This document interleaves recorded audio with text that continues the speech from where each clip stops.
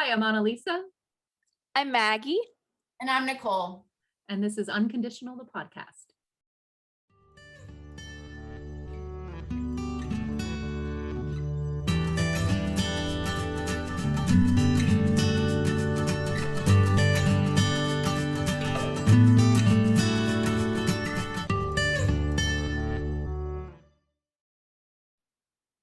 All right. So today we're talking about our inner critic. What does that mean, Lisa? Yeah. What is that? Like, My inner critic is a loud, obnoxious voice that tries really hard to keep me safe and to keep me motivated. And she does it with pretty terrible techniques. So let's back up a minute. So why are we talking about this? So first of all, we're getting ready for a party. So June 17th, we're having the official book launch and signing for Unconditional. And that's super exciting. So you're all invited. Please come. It's at the Pottstown Public Library. It's a Friday evening. There's going to be mocktails and free chair massages from my friend Ellen from the Center for Muscle Therapy. And so there's going to be all sorts of fun stuff happening. And we're still trying to figure out if Benji is going to be able to make an appearance. I'm pretty sure he is. So, very cool. So everyone's invited. It's going to be fun. Yeah, so we're celebrating the launch of Unconditional. And the first chapter of Unconditional introduces this concept of the inner critic. So that person inside your mind who probably sounds a lot like you, but might actually sound like someone from your childhood who was hypercritical or unkind to you. And they try to motivate you to do more, to be more, right? To achieve goals, but they do it with really unpleasant methods. So by telling you you suck, or telling you, you need to work harder, or you're being lazy, right? These really harsh words. And as I was writing it, I was thinking about my own experience, but I was also reflecting on the experiences of so many of my clients who have depression and anxiety. Anxiety especially seems to be a place where the inner critic comes up a lot. And throughout the book, I teach all these methods to deal with the inner critic. And now that the book is published and out there for the world to consume, I've learned a new, really cool way of approaching the inner critic.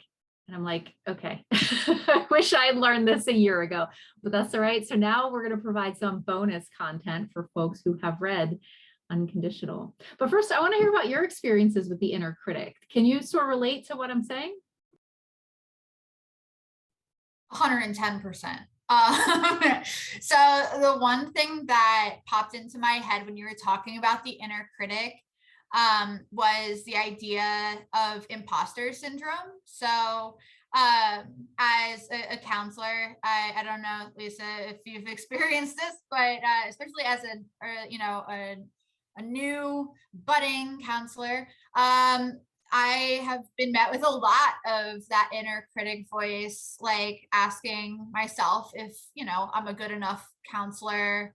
Am I even a counselor? Like, do I know what I'm doing? Like, I've done all the schooling and I've taken these tests and done all these things, but like, is it real? And, after, certain, sessions, there might be that, voice in the back of the head of like, did you even do that right? Or, a lot of just like negative self-talk that can go against, in a professional sense. And also on the flip side, personally, yeah, like there's definitely been times where I'm like, man, like, how am I as a friend or, a human being, a wife or whatever, right? Like there can be a lot of times where that voice comes up. And it can be really hard to shut it up, right? Like I talk to clients a lot about the same, situation. And a lot of times it's okay. It's in your head. So it feels very real. And it's a lot of times either your voice or the voice of somebody that like, very well or had a relationship with in the past. And so it can feel even that much more real because it's a statement coming from you or somebody that you have, that connection with. And so it can be that much harder to combat because, well, why would I say something to myself that isn't real or isn't rational? And why would somebody else say that to me if it didn't have some kind of merit? That's an excellent point. Kind of like the expression, kind of like the expression drunk words or sober thoughts.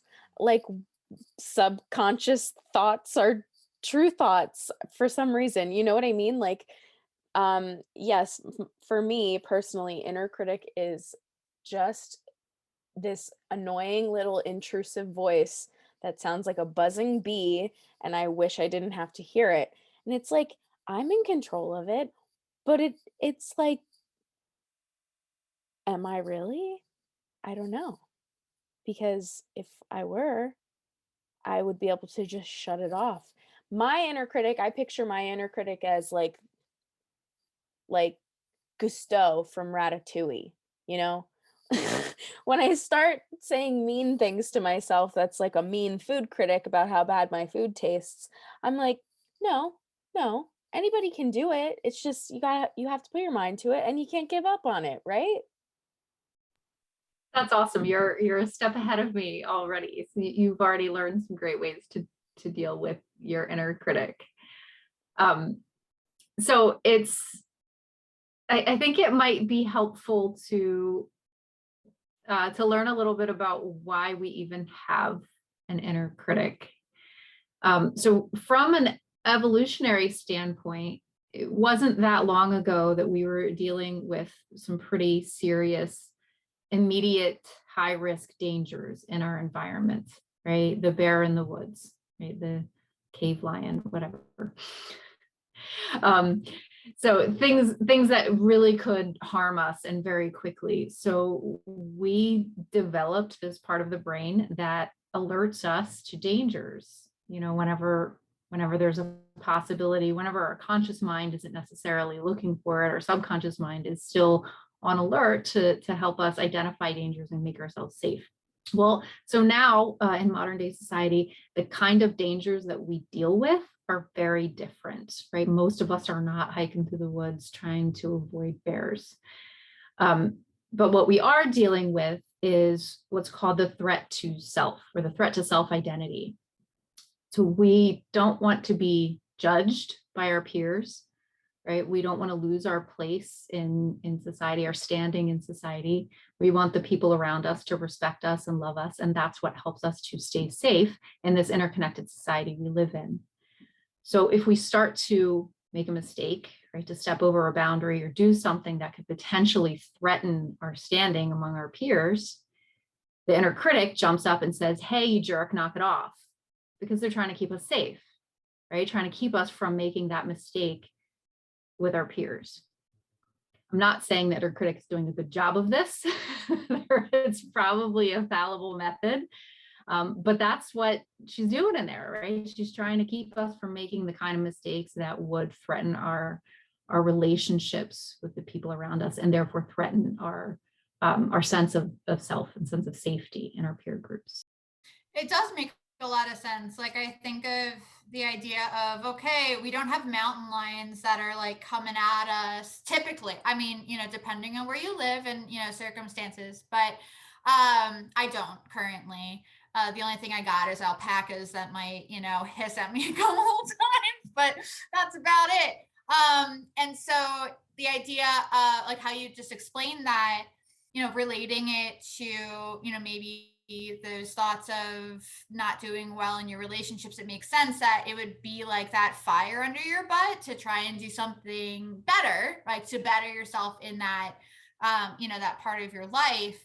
But you're also right in the fact that it's really like, it's like the bully tough love method of like trying to do that. And so it can definitely take you down that spiral of, okay, like I'm not doing well in this. And then all those like thoughts start to compound on each other. And then you find yourself like questioning, your existence in that particular part of your life or your profession or your relationships. And so while she is, has a good, heart and trying to keep you safe, it can definitely be to a fault and do the exact opposite. A question for you too. So is our inner critic, is she kind of conditioned based on what has happened to her before? Like, is it rooted in the trauma that you've experienced and the things that you've gone through? Is that why your inner critic continues to um intrude? I mean, I think for each person, it's going to be a unique set of circumstances, and not everyone has an inner critic, right? Which is pretty cool. But for those of us that do, it can come from early trauma. It can come from sort of a high pressure environment where we were raised, right? So maybe it wasn't traumatic, but like dealing with pressure to get good grades and whatever else led us to develop this type of self-talk. Some of us are naturally predisposed to be high anxiety, right? So maybe we had the ideal childhood and supportive parents and siblings, but we still, managed to put this pressure on ourselves from a young age because of that predisposition. So there can be all sorts of reasons, and it's helpful to explore that. Just as long as we get to this point where we're ready to pass the exploration and get some insight and action, right? Nicole, what are your thoughts? Yeah, no, I definitely think that, past experiences and environment can affect the inner critic, whether you have one or not, how loud it is. As somebody who is a naturally anxious person and had, a pretty, good upbringing with my parents and, my sister, yeah, there was some competition, which probably leads to some of the inner critic, right? But there's parts of it that is like, okay, it was well intentioned, and also can go to like that nth degree because of a predisposition for having that anxiety.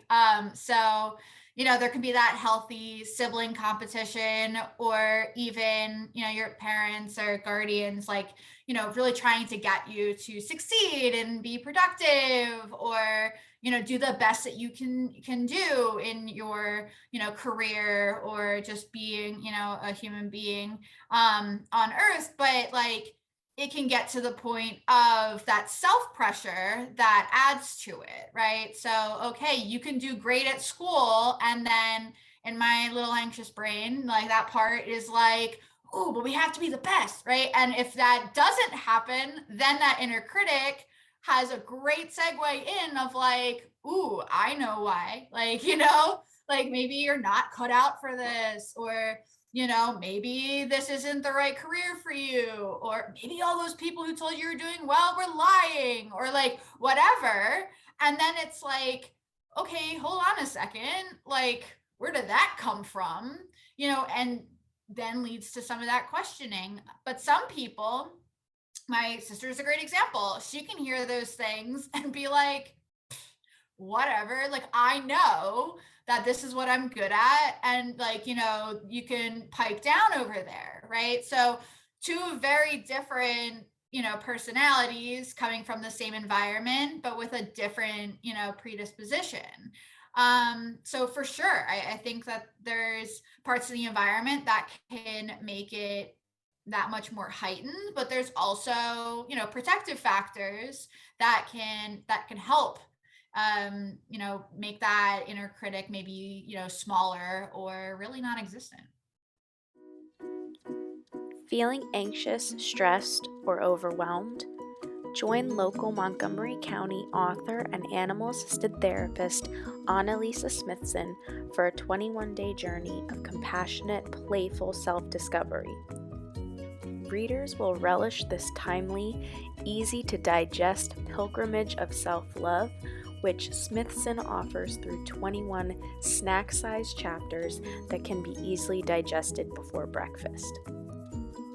Unconditional: Learning to Love Your Authentic Self is available now on Amazon in ebook, paperback, and hardback versions. Get your copy today. Go to annalisasmithson.com for more information or find Unconditional on Amazon.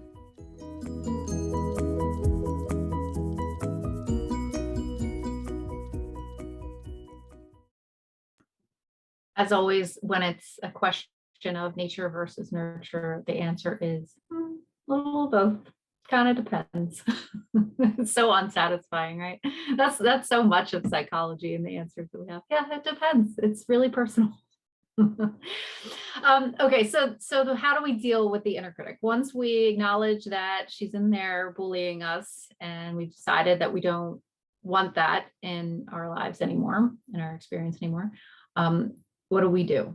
So the first step is to acknowledge that she's in there trying to keep us safe, right? There's a reason why we have an inner critic bullying us, because we want to be safe, because we want to do well, because we want to be liked, whatever it is. We got to get in there and figure out the reason and acknowledge that it's a valid reason, right? And so I actually did a visualization technique with my mindfulness group that was really helpful, where we sort of went inward and constructed a picture of what the inner critic looks like and sounds like. And actually, and I'm saying her because I identify as a woman, but it can be any gender, and it doesn't have to look and sound like you. It might actually look like someone else in your life, or just like something abstract or whatever.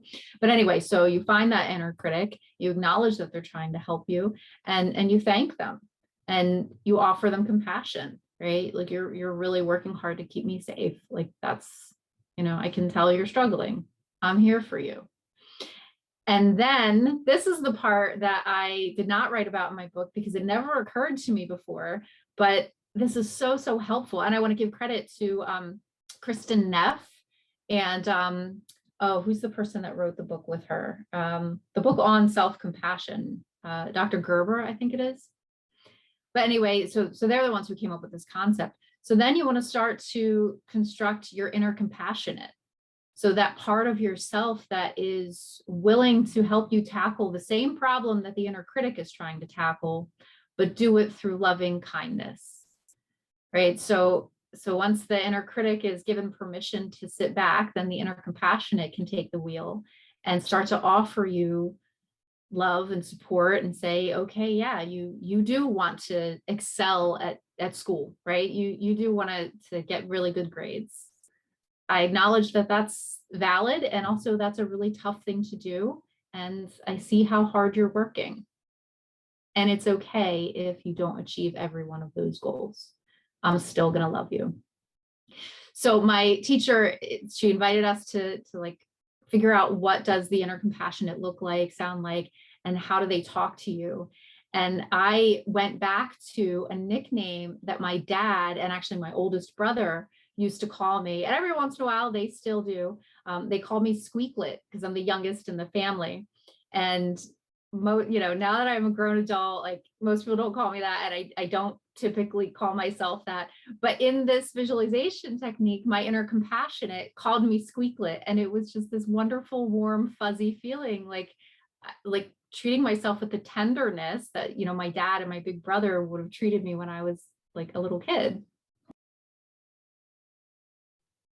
I absolutely love that idea of the visualization. And it's interesting how, like, while you were talking about having that inner compassionate, I went to like a childhood place, right? Because like a lot of times, for a lot of people, that's where you hear the most encouragement and like, that warm, fuzzy feeling. And it's not, the same for everybody, but I felt that like, like nice, warm, fuzzy part of like a compassionate, person saying something to you to encourage you and be that like gentle, like, that's gentle side of you. And it also reminds me of something that I've talked about, in sessions and, even had conversations in my personal life about, of everything that we have like serves a purpose that has a reason to be there, whether it's maladaptive or a healthy, you know, mechanism. It does serve a purpose. And so there's, you know, especially when I think of, you know, the use of eating disorders, right? There's a reason why that you like gravitated towards certain behaviors, and, you know, the use of those behaviors serve a purpose. And so, yes, there is a part of that that can be thanked, right? Which is an activity that actually, you know, can be done in session or out of session in eating disorder treatment. But there's also trying to find that replacement behavior or replacement thought pattern or what have you, so that it doesn't leave this hole. Like, okay, great, we're not doing this thing anymore. Okay, now what? Like, there's this whole you know, this hole that is left bare and needs some sort of replacement, so that that maladaptive, you know, coping skill or that inner critic doesn't come back in full force and is like, ta-da, like I'm back. And you have nothing to like combat it with. So I like the idea of having that opposite, because it's easy to say, oh, don't listen to the inner critic, but okay, now what? You know, like where do you go from there? So here's how this might play out in practical terms, right? You're sitting at your desk, you're clicking away at your emails, you look over and see a pile of unfiled papers. You think, oh my God, I'm such a mess. Why am I so lazy? That is your inner critic speaking, right? So first step is to know when it's the inner critic. And then you acknowledge it. Ah, okay. Hey, inner critic. I hear you trying to keep me neat and organized.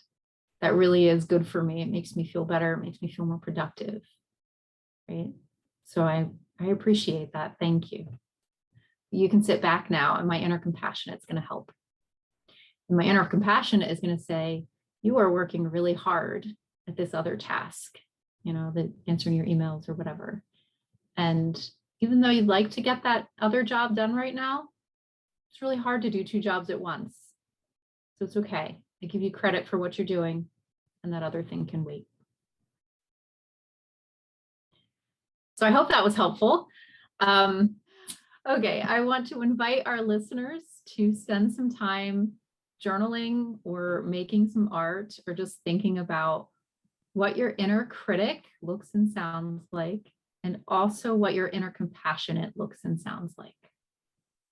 And we will see you next time, hopefully at the book launch party on June 17th.